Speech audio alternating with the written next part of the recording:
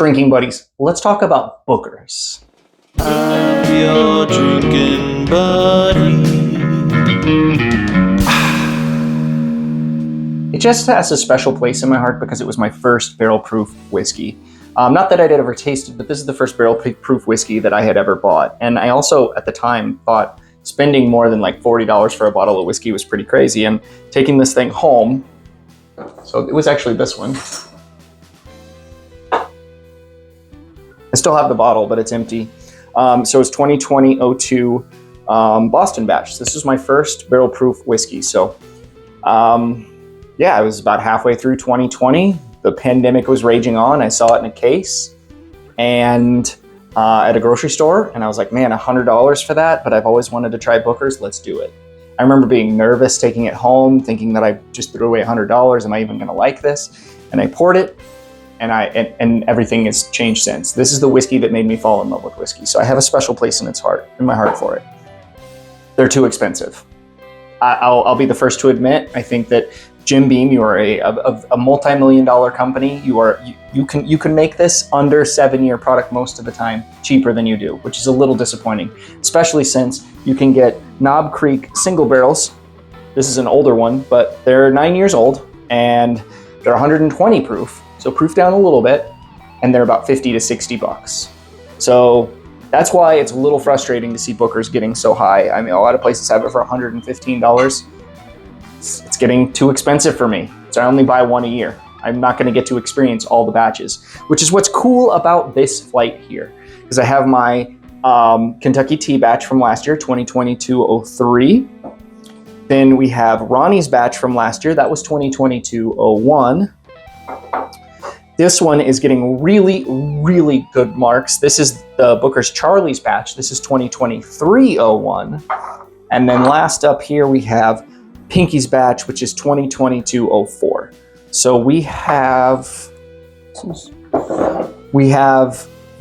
4 of the last 5, or actually 4 of the last 6 batches, because the Apprentice batch is out right now, but I've not heard good things. So I didn't run out to buy that one. I've seen it a couple times, but I've passed on it. Meanwhile, I didn't see Charlie's batch, which is the one that a lot of people told me is really good. It's a little frustrating I haven't seen Charlie's batch, but I definitely would have bought it if I saw it. But I think we should just dive right in. I am rumbling. I never mixed them up.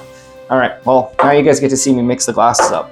I have a lizard brain, so it doesn't take much to make me forget what I'm even doing here.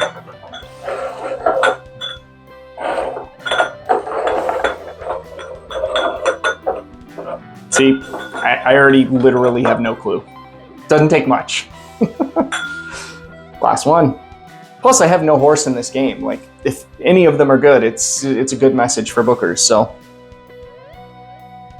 Very leather. I am smelling a leather jacket. A little bit of a cigar box. I do dig this nose, whatever this is. Subtle peanut shell thing.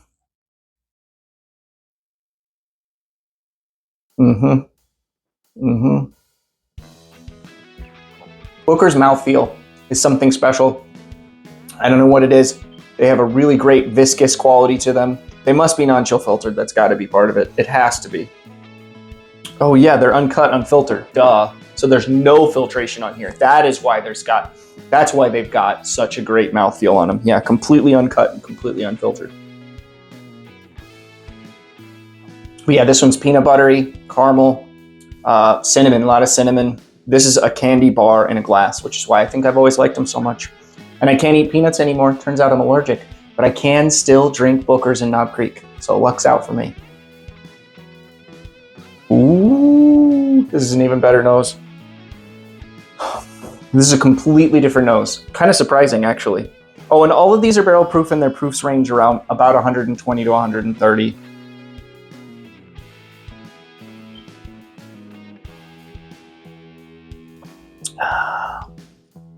Very similar palate to Class 1. Peanut butter, caramel, a little more bourbon vanilla on this one, and a little bit more oak presence on this one. This is a little bit oakier, a little bit of that drying of the mouth finish. They're pretty neck and neck. I think I liked the nose a little better on here, but the palate might have been a little bit better on the first one. Oh, should probably smell. Man, that is like, no, this is more like the first one.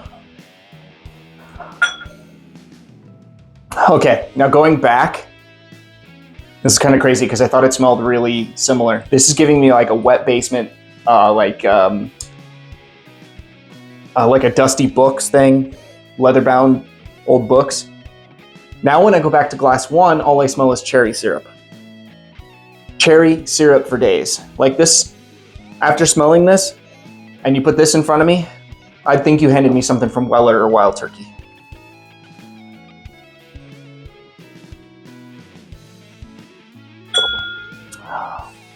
Oh, I'm gonna say peanut for all of these, so just bear in mind, if I'm drinking a Jack Daniel's Flight, I'm gonna say a lot of banana. I'm gonna say peanut for probably all of these, because that's like honey roasted peanuts on this one. Oh yeah, that is good. A little tobacco on the finish. It's funny how they do give you, they're similar, but they give you unique differences. It's cool. I think that's one of the reasons why people hunt these. And to be perfectly honest, this might get me, oh man, this might get me canceled in the whiskey tube community. If you gave me the option that I can only drink Booker's or Elijah Craig barrel proofs, I'm gonna take Booker's. Oh man, I just signed my own death warrant. I'm canceled.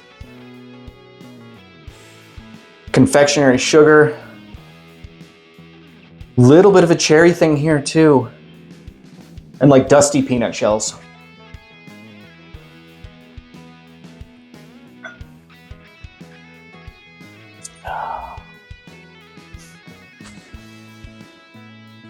Sweet tea. I wonder if that's the Kentucky tea batch, because that's giving me sweet tea vibes. Sweet tea for sure. I'm kind of at a loss for words how much I like this one. I think it's my favorite. Just really giving me vibes of sweet tea. Little bit of a leather thing on here. Only one I got that on the palate. Something a little bit drying, so maybe a little bit more oak presence on these. These are all between 6 and 7.5 years old. They're right in that range. And I remember thinking when I bought one of these for the first time, my thought was, well, wait, why is it so expensive if it's only 7 years old? I still had that like Scotch mentality, but the truth is a 7-year-old bourbon is going to have more complexity than like a 17-year-old Scotch.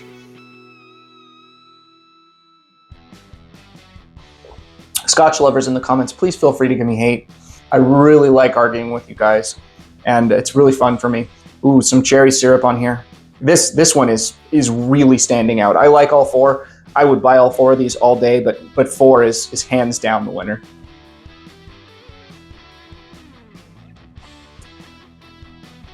Crazy how much cherry I'm getting on 1 and 4. Peanuts there on one as well, so it's like a peanut butter and cherry jelly sandwich. These two are just peanuts in the middle. Peanuts and like candy bar notes. All right, drinking buddies, I'm actually surprised at how amazingly obvious this one was. I feel like this one really stands out as being better than the rest.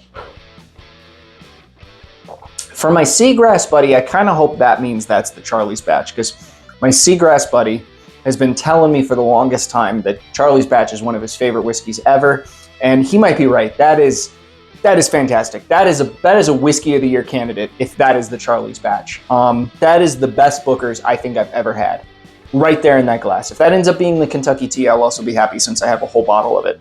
I kind of hope it's the Kentucky tea, but it'd be cool for bottle of the year candidacy if Charlie's batch is that one, but I really am disappointed I wasn't able to get one. Second best is definitely this first one. Third best is the second one, and this one, it's these two are good, but this really does go to show you when it comes to Booker's.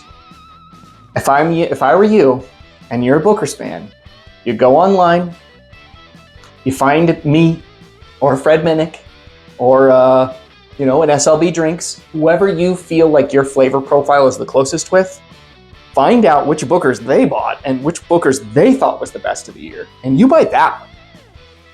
Because I'm not spending $400 a year on Booker's. It's just not going to happen. But I'll spend $100 a year on Booker's. I'll buy the best bottle. And now I really need to find that one. Because I think that's the Charlie's batch, because it's that good. So this one is my bottom. It's really good. But this one is one of the Bookers that I feel like if I dropped $120 on it, I might be a little disappointed. So let's go this one first. This is 4. Okay, so this was the Pinkies batch. So this was the last batch from last year. Next up, this one, I think this is going to be the Ronnie's batch, because I think the top 2 are going to be the Kentucky Tea and the Charlie's batch. So this should be Ronnie's batch. Ronnie's batch. This one should be, I think this is the Kentucky Tea. This is the best one. I think that's going to be the Charlie's batch. And anyway. Yeah, that's the Kentucky Tea. Our best one was the Charlie's batch. It is the best Bookers I've ever tasted.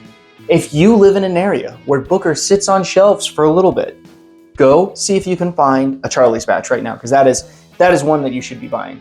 I've heard not good things about the Apprentice batch, but maybe that's because that Charlie's batch is so good when you compare them neck to neck and you're used to coming off of a Booker's that's that good, maybe anything is a little bit of a disappointment, which could be true, because this was my favorite batch from last year and it is falling flat compared to that Charlie's batch. So Seagrass buddy, you are right. Find me a bottle of it though. I need a bottle of it. Anyone out there in the ethers? You can find me a Charlie's batch. Let me know. DMs. Slide into those DMs. Anyway, drinking buddies, thank you so much for watching. I could not do this without you guys. Every time you guys like a video, every time you guys comment, every time you guys subscribe, that makes this channel possible, and I could not do it without you. Thank you so much for watching. See you on the next.